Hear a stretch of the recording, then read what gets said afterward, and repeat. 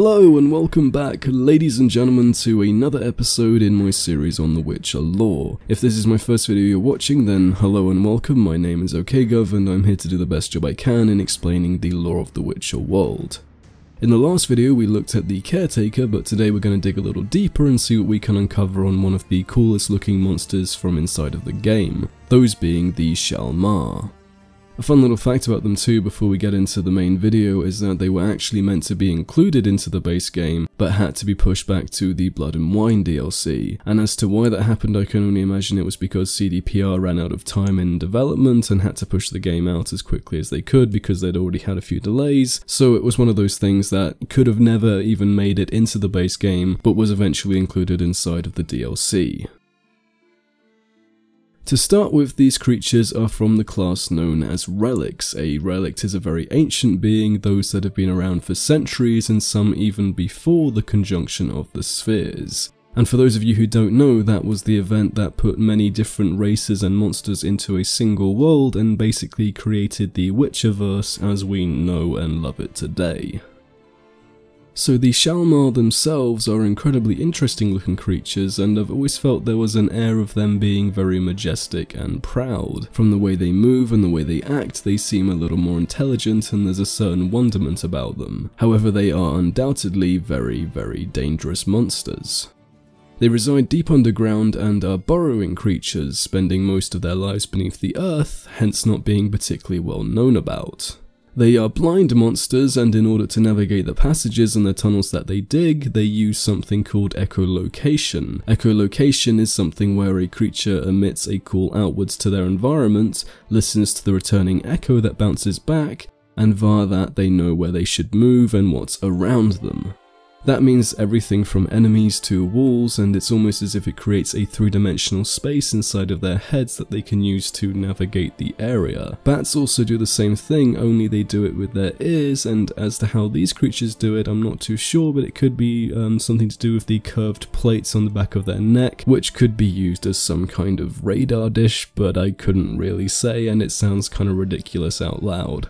And even though these creatures do spend the majority of their lives digging around below the ground, they will venture upwards to the surface to hunt and kill any humans they might find. In fact, some even dig their tunnels so close to the surface that they cause the collapse of buildings, which often leads to them being mistaken for earthquakes. As to whether they only eat above ground and hunt solely humans, there isn't much of an answer to that question. I can theorise though that they might drag bodies down below the ground into their tunnels in order to allow them to stay underground for longer and only appear above when need be. This is similar to what other monsters do, where they hunt large amounts of prey and then basically pile them up as a food source that can last a while, although that mostly only applies to necrophages and it has something to do with rotting the flesh, and I'm not too sure how it works for them, but it could be a possibility. We do know for certain, however, that they eat kikimor eggs, which are a type of insectoid, and as to whether or not that sustains them for very long, I can't really tell, but it means that they may be just a scavenging type of monster where they will go to the nests of other monsters in order to find something that's an easy meal.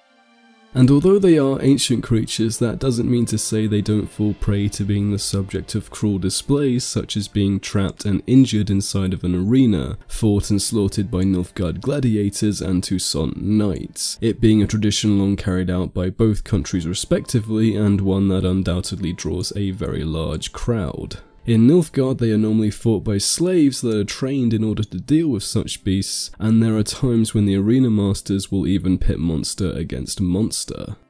And speaking of monster against monster, Shaelmmars have a very rare relationship with giant centipedes that is basically the opposite of that. The centipedes consume their droppings, which I imagine must help to keep their tunnels and passageways clear, and yes, I realise that could be taken out of context, but that's the only reason I can think of. It's almost like they have a coexistence where they rely on each other in order just to generally survive.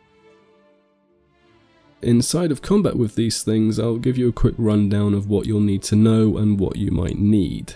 Relic oils will help deal a bit more damage. Salmon bombs, Quen and Axia are also good ideas for fighting them as well. The general idea is to let them smash themselves against whatever is closest to allow them to become stunned and then striking with your own attacks. They lumber about and can charge you with incredible speed, using their massive forearms to smash and batter their opponents. Just keep out of their way and time your defenses correctly and you won't have any issues.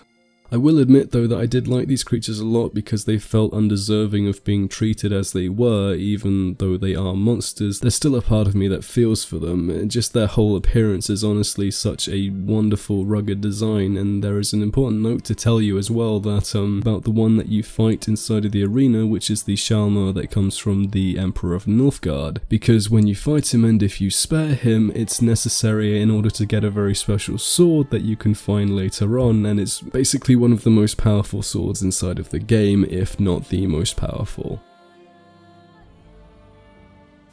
And that's all the information I have on these guys, and it got me thinking when talking about the Nilfgaardian arenas just how cool it would be to see them in person, because inside of Toussaint you get an idea of just how big and massive those things would be, but to have like a whole coliseum filled of monsters and men fighting each other would just be incredible. They did something along the lines of that in The Witcher 2 where they added in this little arena, and it kind of feels like they were bringing in a lot of inspiration from that into the new one as well.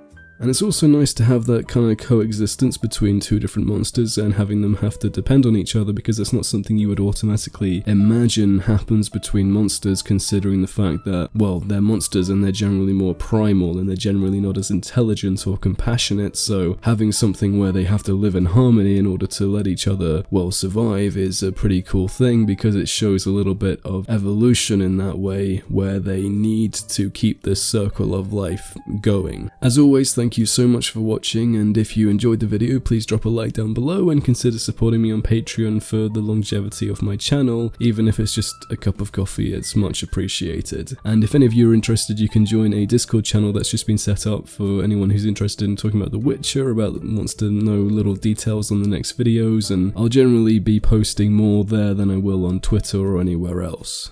And as always, stay subscribed for more because it's on its way, and until the next one, this has been OK GovBear, you're going to have a wonderful day. Passport 2.